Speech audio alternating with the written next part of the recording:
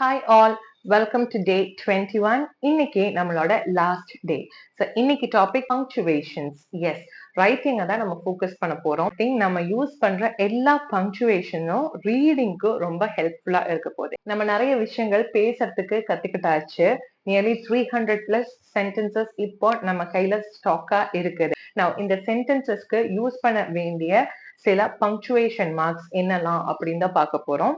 இன்னைக்கு நம்ம பார்க்க போற punctuations capital letters, comma, period and question mark.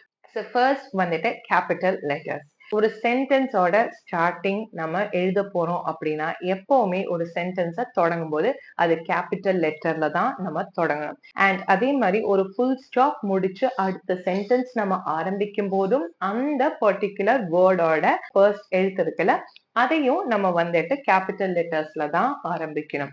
ரெண்டாவது ப்ராப்பர் நேம்ஸ். ஸோ இப்போ நீங்க என்னோட நேம் எல்லாம் நான் எப்பவுமே டிஸ்பிளே பண்றேன் உங்களுக்கு ஹாய் சொல்லும்போது அப்பெல்லாம் பாத்தீங்கன்னா என் நேம் ஃபாலோட் பை என்னோட அப்பாவோட பேரு நான் போடுறேன், திவ்யா டிக்ரோஸ் அப்படிங்கிறது. நான் எப்பெல்லாம் இது போடுறேனோ அப்பெல்லாம் என்னோட 2 டி அப்படிங்கிற இந்த லெட்டர்ஸ்மே வந்து கேபிட்டல் லெட்டர்ஸ்ல தான் இருக்கும். ஸோ எப்பவுமே நம்மளோட names both your first name and your second name இது எப்பவுமே வந்துட்டு கேபிட்டல் லெட்டர்ஸ்ல தான் இருக்கணும். மூணாவதா ப்ரோனவுன் ஐ இருக்குல்ல, இந்த ஐ அப்படிங்கிற ப்ரோனவுனை நம்ம எப்பவுமே கேபிட்டல் லெட்டர்ஸ்ல தான் எழுதணும். இந்த 3 விஷயத்தை தான் நம்ம கேபிட்டல் லெட்டர்ஸ்க்கு கவனிக்கணும். அடுத்ததா நம்ம பார்க்க போற பங்க்சுவேஷன் பீரியட். பீரியட் அப்படின்னா வந்து நம்ம ஃபுல் ஸ்டாப் அப்படின்னு சொல்றதுல அதுதான் வந்து பீரியட் அப்படின்னு நம்ம சொல்றது. நிறைய இங்கிலீஷ் மூவிஸ்ல நீங்க சிலப்ப கேட்டிருக்கலாம், இட்ஸ் ஓவர் பீரியட், இல்லாட்டி வேற ஏதாவது டைலாக் சொல்லி பீரியட் அப்படின்னு சொல்லுவாங்க. மீன்ஸ் ஃபுல் ஸ்டாப், போதும், இதுக்கு மேல அதை பத்தி பேச வேணாம் அப்படின்னு அர்த்தம். சோ இந்த ஃபுல் ஸ்டாப்பை நம்ம எப்ப யூஸ் பண்றோம் அப்படின்னா ஒரு சென்டென்ஸோட கடைசியில எல்லாம் சொல்லி முடிச்சாச்சு, நான் சொல்ல வேண்டிய விஷயத்த சொல்லி முடிச்சாச்சு இந்த சென்டென்ஸ்ல ஃபுல் ஸ்டாப். ஒவ்வொரு வாக்கியத்தோடையும் கடைசியில நம்ம வந்துட்டு ஃபுல் ஸ்டாப் அப்படிங்கறத வைக்கணும், which means the sentence is complete அப்படின்னு சொல்றதுக்கு. அடுத்தது நம்ம பார்க்க போறது காமா. காமா அப்படிங்கிறது வந்துட்டு it is used for separating words.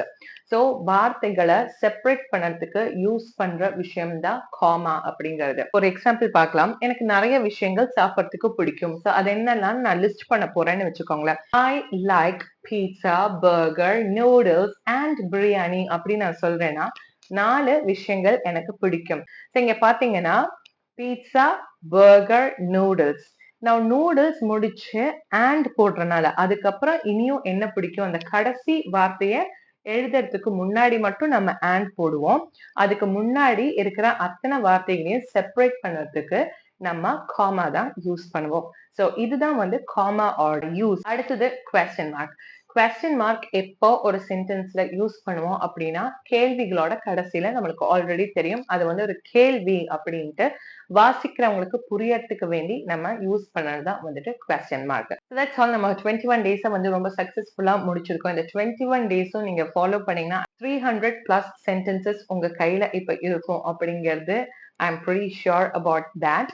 இந்த சென்டென்சஸ் மொத்தம் நீங்க யூஸ் பண்ணும் அப்படின்னா ப்ராக்டிஸ் வெல். அண்ட் இனியும் ஒரு 1 வீக்குக்கு நம்மளோட வாட்ஸ்அப் குரூப் ஓப்பனா இருக்கும். நீங்க உங்க டவுட்ஸ் வேணும் அப்படின்னா அங்க கேட்கலாம். அதுக்கப்புறம் உங்களோட கொஸ்டின்ஸ் எல்லாத்தையும் நான் வந்துட்டு உங்களுக்கு ஆன்சர் பண்ணுவேன். So that's all from my end. All the best. You are doing great. Do well. Bye bye.